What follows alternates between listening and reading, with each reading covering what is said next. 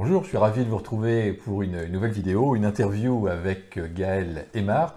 Et on vient de faire une interview longue, donc que vous retrouverez sur YouTube. Avec Gaël, on a vraiment passé un très bon moment et on a parlé d'immobilier à l'international. Donc Gaël, en quelques mots, tu as un podcast qui s'appelle 1001 chantiers, que je vous conseille d'aller voir, qui est vraiment un très beau podcast. Et tu te définis, Gaël, comme un bâtisseur de solutions magiques, en fait, pour investir dans l'immobilier, pour trouver également de la rentabilité. Voilà, je te laisse te définir, tu feras beaucoup mieux que moi. Très rapidement, je me qualifie comme un bâtisseur d'écrins. Un écrin, c'est un lieu magique, unique et rentable où les entrepreneurs, les investisseurs accueillent leurs clients et leurs collaborateurs. Génial. Voilà. Génial. Et aujourd'hui, on a parlé d'investissement au Panama, Oui. parce que tu en reviens. Je crois que tu as été assez étonné de ce qui se fait là-bas. Et j'avais envie de partager donc avec nos auditeurs, parce que peut-être que certains se disent qu'en effet, l'international pourrait être une solution pour eux. Donc la première question qui me vient, c'est est-ce que d'abord l'international, c'est pour tout le monde? Je pense que non.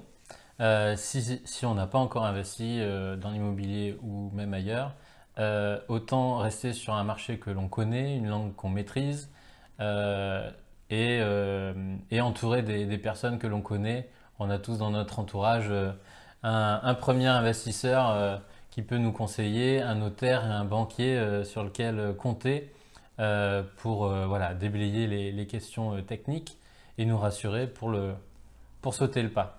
Par contre, au bout de 5 ans, 10 ans, au bout de quelques petites dizaines de biens immobiliers, ou voilà, une fois qu'on sait comment faire, là c'est important de diversifier son patrimoine, son portefeuille d'actifs, comme on dit. Euh, En France, on va investir en euros, on va investir sur un marché peut-être porteur à certains moments. Si on s'intéresse à un marché en dollars, un marché en Amérique du Sud, en Océanie, en Amérique du Nord, au Canada, on parle la même langue, c'est aussi possible de faire des bonnes affaires.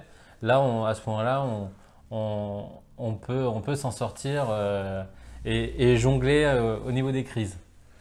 Oui, c'est une bonne remarque. Et puis il y a aussi le coût de la construction qui, dans certains pays en développement, on parlait du Panama par exemple, le coût de la construction pour une construction neuve, on est autour de 500 euros, même peut-être un petit peu moins, je crois que tu disais 500 dollars, si je ne me 500 trompe pas. dollars. Voilà, 500 dollars, donc un petit peu moins en euros.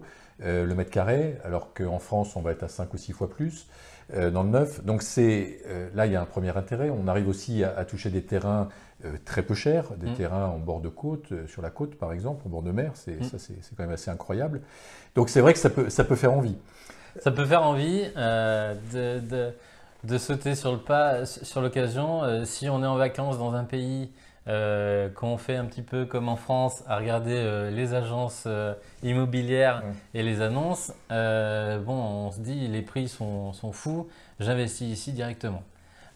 Oui, mais faut pas trop se précipiter. Il faut encore une fois bien préparer son projet, bien le réfléchir en mode 360 degrés à toutes les éventualités et, et vraiment avoir pensé globalement le projet rapidement. Donc on peut faire ce travail-là en une semaine.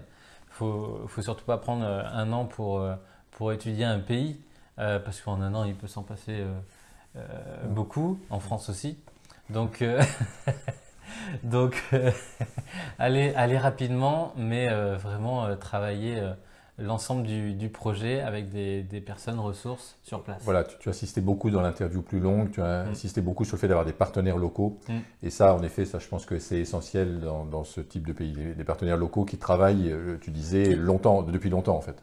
Voilà, parce que le montage financier, les lois, la manière d'acheter, la manière de négocier est très différente d'un pays à l'autre, d'une culture à une autre.